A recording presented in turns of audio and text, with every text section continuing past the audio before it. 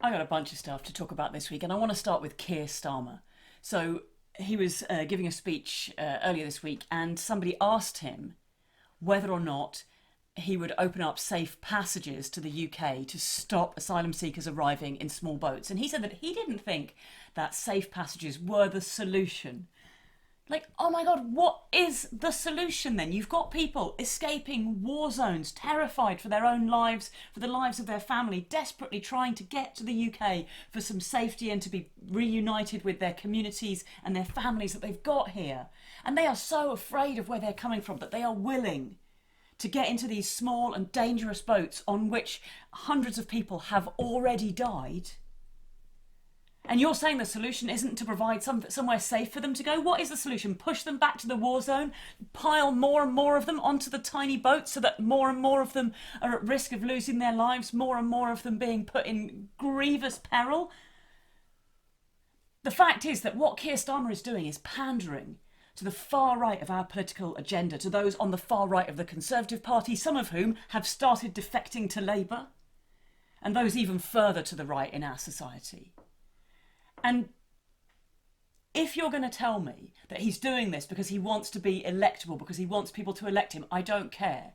If the only way that you can get elected is to start goose-stepping around the courtyard and pandering to this extreme far-right fascist agenda, then don't do it. Still don't do it. We have to look for politicians who can adopt a compassionate agenda and then come and explain to people why it's good for all of us, why it supports everybody, why it works, why it's the most compassionate thing to do. And they need to sell us that because they genuinely believe in it, not because they'll say anything, including the most disgusting things, simply because it thinks it will bring them a few extra votes from people whose votes you shouldn't be wanting.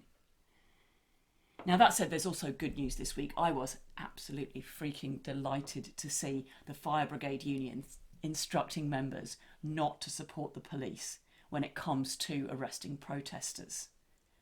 And obviously it comes in the backdrop of a ridiculous situation. The police should not be breaking up peaceful protests. They should not be arresting peaceful protesters. In fact, quite the opposite. They should be looking around at arms companies and members of our own legislature who are adopting policies and promoting ways of action that are actually in breach of international law, and they should be looking at how they can be on the side of everybody and uphold the laws that are really important. But they certainly shouldn't be asking the fire brigade to come and help them with that. But the fact that they have, and the fact that the FBU has told members of the Fire and Rescue Service not to participate in it, means something really important. It means that we, the people who go out and protest week in and week out, are winning. It means that they don't have enough officers to keep breaking up protests, dispersing people, arresting people for stuff which then 99% of the time people don't actually get charged with anything because there isn't really anything to arrest people for.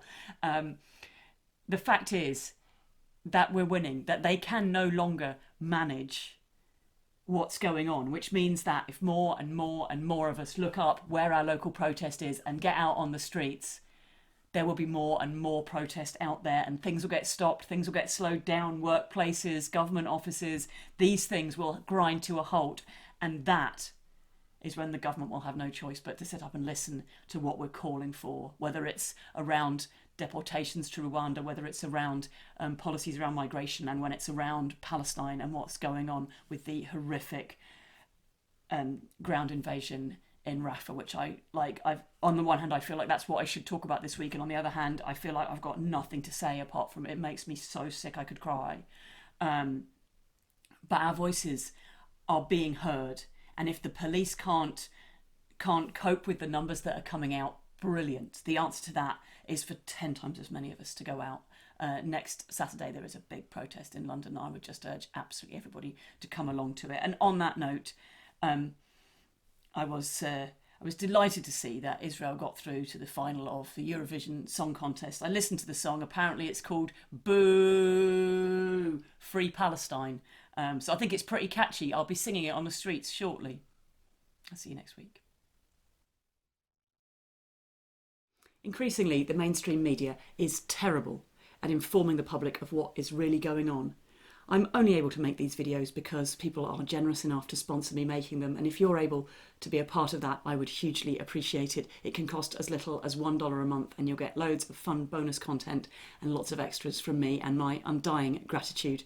I also massively appreciate it if you're able to like, share these videos and let people out there know what's going on.